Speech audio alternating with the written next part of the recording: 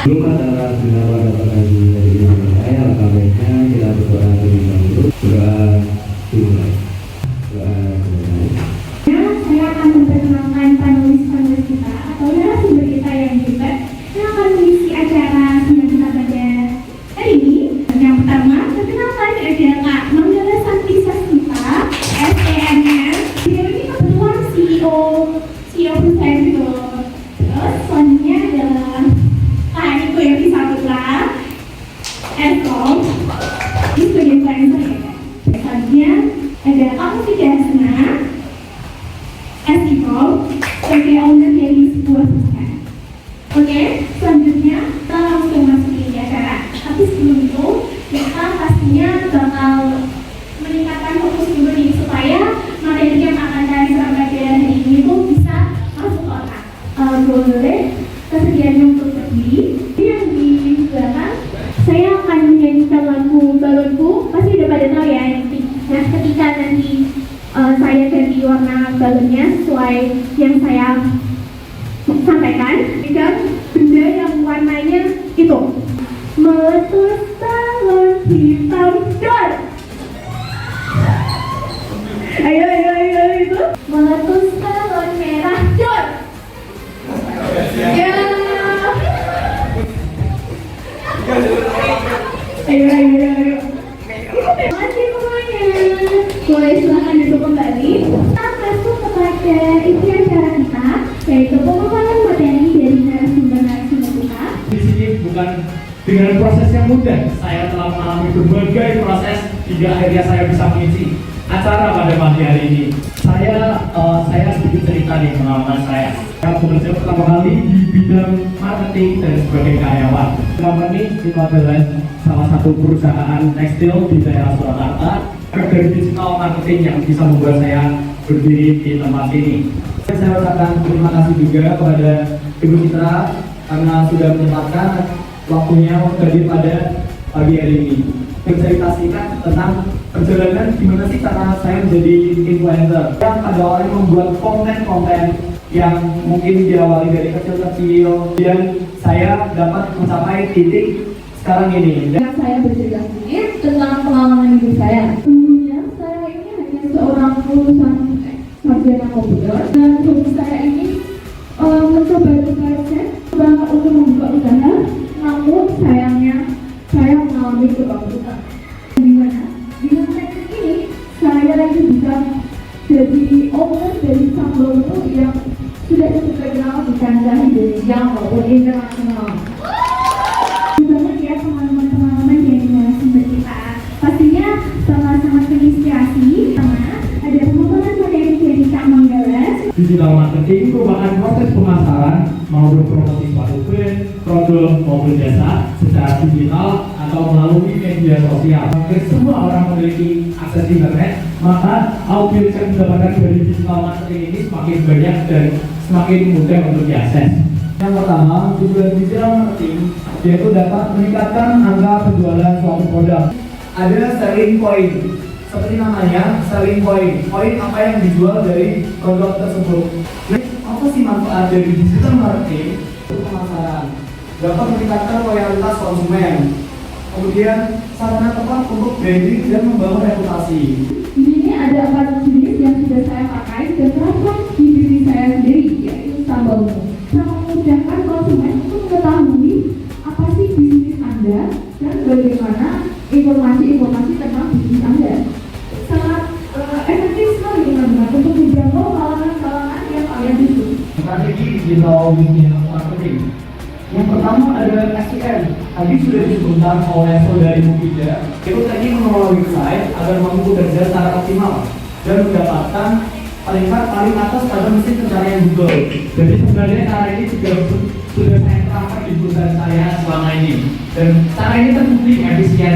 Ya, benar sekali kata saudara Angga. Boleh minta tepuk tangannya. Teman-teman sudah pernah melihat video promosi di TikTok teman-teman tim.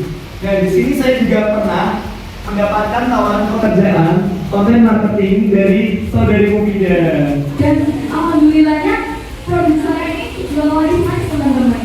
Dari 300 isi sambal saya terjual hanya dengan 3 menit, teman-teman. Bayangin. Membuat brand pakaian dengan Mas Tito, seperti yang Mas Tito pakai pada pagi hari ini adalah hasil kolaborasi antara William Company dan Tito Yogi Sampurna. Barang ini saat rilis hanya terjual 1 jam langsung habis sold out dengan 10.000 stok. Ada komentar positif maupun komentar negatif, secara negatif itu saya buat dikritikan sehingga saya bisa membuat atau mengakui kekosongan dari hidup saya. Teman-teman jadi narasumbernya sebelumnya juga materinya dapat, pengalaman lapangannya juga dapat, karena kebetulan narasumber kita yang depan itu mengenal baik satu sama lain ya, bahkan saling berkolaborasi dalam dunia pekerjaan. Adakah audiens kita yang ingin menyampaikan atau bagaimana bertanya? Karena kita telah memasuki sesi tanya jawab. Silakan. Perkenalkan, nama saya Ramla. Saya ingin bertanya. Kan tadi sebelumnya Kak Udinya sudah menjelaskan kelebihan digital marketing ya. Nah, pasti ada dong, kalau ada kelebihan pasti ada kekurangan. Dan boleh dijelasin mungkin dari salah satu dari kalian, kekurangan dari digital marketing itu apa? Dan solusinya itu bagaimana agar mungkin bisa terhindar atau menanggulangi. Dan terima kasih. Oke, perkenalkan saya Saudara Subhanallah. Saya ingin cerita sedikit. Jadi kebetulan saya ini juga sedang merintis usaha. Saya ini berjualan yang sekarang lagi tren. Dan seperti yang dijelaskan tadi di slide manfaat itu digital marketing itu menjadi sarana yang tepat untuk personal branding. Nah, saya ini sudah membuat konten-konten gitu, cuma kurang menarik karena kan yang jual gelas-gelas ini kan buat rumah saya. Jadi saya ingin bertanya, gimana sih cara buat bikin personal branding yang bagus biar customer itu tertarik untuk membeli produk kita. Oke, perkenalkan nama saya Edi Jalan Dewi. Di sini saya ingin bertanya, bagaimana cara memaksimalkan digital marketing sehingga target market kita itu tidak begitu besar aktivitasnya di sosial media dan mungkin kayak kurang familiar dengan teknologi. Contohnya seperti ini rumah tangga ataupun mungkin bapak-bapak pengaransia. Terima kasih. Perkenalkan, saya Shola Karyawilan. Dan sini saya ingin bertanya, misalnya kita punya suatu produk nih, dan bagaimana cara kita untuk menentukan tipe digital marketing yang sesuai dengan produk yang kita pasarkan atau kita jual. Saya adalah dan saya ingin menanyakan bagaimana cara menanamkan atau bagaimana pendekatan yang baik agar masyarakat di Indonesia ini memiliki pola pikir seperti kalian ini para narasumber ini, karena menurut saya di Indonesia ini masih lebih mengandalkan impor daripada menghasilkan produk dan dijual di luar negeri, dan akan lebih baik kalau kita bisa memproduksi sendiri daripada kita harus impor terus gitu kan. Jadi gimana cara menerapkan pola pikir seperti itu? Selamat pagi, sebelumnya perkenalkan saya Najwa Hudala Marza. Saya lulusan Undip. Jadi saya ingin untuk saya mengikuti seminar ini itu untuk mengenal lebih dalam lagi tentang digital marketing ini, karena saya juga ingin memulai usaha di usia muda supaya bisa menjadi sukses seperti kakak-kakak kita yang ada di depan ini. Ini saya ingin bertanya, kapan waktu yang tepat untuk kita dapat melakukan iklan secara digital? Mungkin adakah waktu-waktu yang lebih detail atau lebih waktu-waktu khusus mungkin untuk kita dapat memasarkan produk kita supaya orang-orang di luar sana dapat lebih mengenal atau langsung terlihat, oh ini ada produk yang baru dipasarkan, lalu supaya orang-orang lain dapat membeli produk kita. Seperti itu saja, terima kasih. Oke, sebelumnya perkenalkan saya Edra Munela dan teman saya Nurima. Kami selaku mahasiswi Universitas Diponegoro Fakultas Ilmu Komunikasi. Izin bertanya kepada Kak Niko. Nah, jika ada suatu influencer menerima endorse dari suatu brand, nah pada saat itu ternyata produk tersebut adalah pro Israel, yang pada saat itu isu politik antara Israel dan Palestina sedang memanas. Sedangkan mayoritas rakyat Indonesia adalah negara yang pro kepada Palestina. Maka terbentuk suatu gerakan untuk boykot produk pro-Israel yang membuat influencer tersebut ikut terkena dampak dari boykot tersebut. Nah, dalam posisi itu, si influencer itu belum tahu ya apakah produk ini tuh pro Palestina atau Israel, sehingga saat isu politik Palestina dan Israel itu memanas dan muncul gerakan boykot, influencer juga ikut terkena dampak boykot karena kan dianggap mendukung produk pro-Israel. Nah, jadi apakah yang tepat agar si influencer tersebut itu tidak terkena dampak boykot karena dianggap mendukung produk Israel? Perkenalkan, kami perwakilan Audit dari Kelompok 2 izin bertanya. Sebelumnya, perkenalkan nama saya Bari. Saya Eva. Saya mungkin ya. Dalam salah satu poin strategi digital business marketing ini adalah konten marketing seperti foto dan video yang lalu disebarkan ke media sosial dan yang memiliki jangkauan yang luas dan mudah dalam aksesnya. Bukankah itu menjadi rawan terhadap yang namanya tindak kriminalitas, terlebih dalam kelebihan strategi marketing?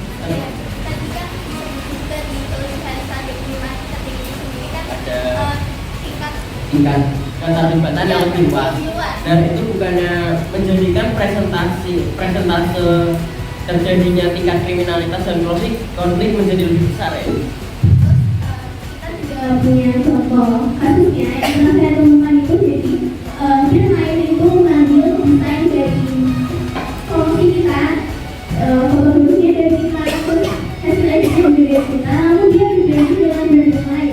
Tentunya itu kan nggak etis ya. Terus selanjutnya ada juga lainnya itu seperti kasus penipuan itu. Jadi ada pihak yang mengambil poster atau media yang kita sebarluaskan, kemudian dia itu mengganti konten personnya. Jadi dia itu bisa melakukan penipuan dari konsumer yang menghubungi perusahaan itu, dan itu nanti sangat berdampak bagi brand yang masih nempel di posternya itu. Dan menurut kalian gimana cara mengatasi masalah dan hambatan seperti ini? Terima kasih.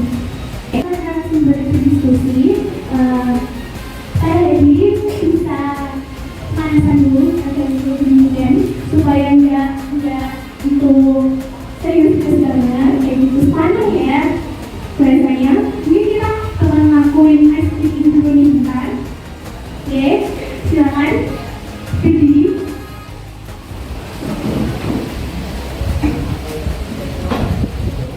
Ketika saya bilang kita yang salah dan sahabat kali itu ada angkanya ya teman-teman. Ketika saya ngomong angka apa aja, jadi kalian tuh langsung kumpul misal 4 kali, jadi kita harus kita dan sakit 3 kali.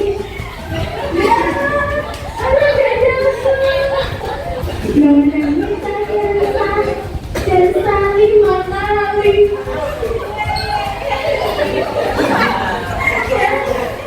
Gitu ya teman-teman. Lihat data 2 kali.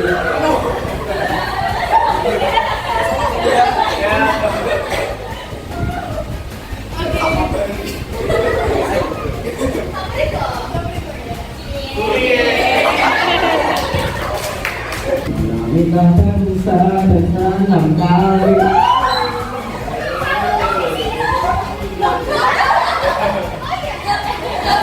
Kita bangsa dan 2 kali.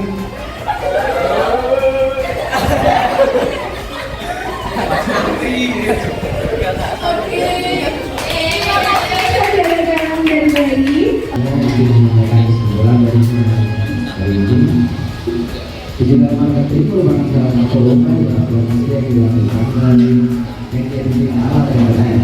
Digital marketing ini tidak bermanfaat dan memiliki banyak poin, salah satunya media marketing. Karena media marketing adalah satu pemasaran yang menggunakan platform media sosial untuk berinteraksi. Nah, kemudian digital marketing ini ada bermacam-macam. Salah satunya menghemat biaya pengeluaran karena digital marketing ini sampai luar negeri. Jika kita menjual barang secara terpisah maka harganya biasanya akan semakin mahal. Nah, kita yang punya satu paket ya harganya lebih agak murah. Coba strategi dalam digital marketing ini yang terkenal yaitu konten marketing. Karena banyak pembuatan online, e-commerce seperti Bukalapak, Shopee, dan lain-lain. Digital marketing ini sangat berpengaruh juga bagi kehidupan. Digital marketing ini tidak hanya di Indonesia. Ini bahkan sampai ke luar negeri, jadi kita dapat menjual barang kita tidak hanya di Indonesia kita. Ya, sebuah dari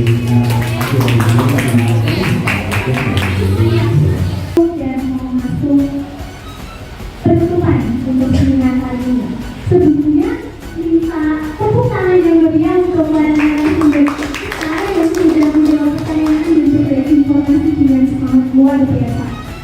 Untuk mengakhiri pembicaraan pagi hari ini, doa Terima kasih sebelumnya untuk para audiens kita yang sudah menyempatkan hadirnya dalam seminar digital marketing kali ini. Semoga kita bisa berjumpa di lain kesempatan. Terima kasih. Saya tutup. Wassalamualaikum warahmatullahi wabarakatuh. Saya mewakili sebagai wakil dari mana kami ketiga narasumber mengucapkan terima kasih telah datang ke acara seminar Digital Business Marketing dan saya tunggu kalian sukses 5 tahun lagi.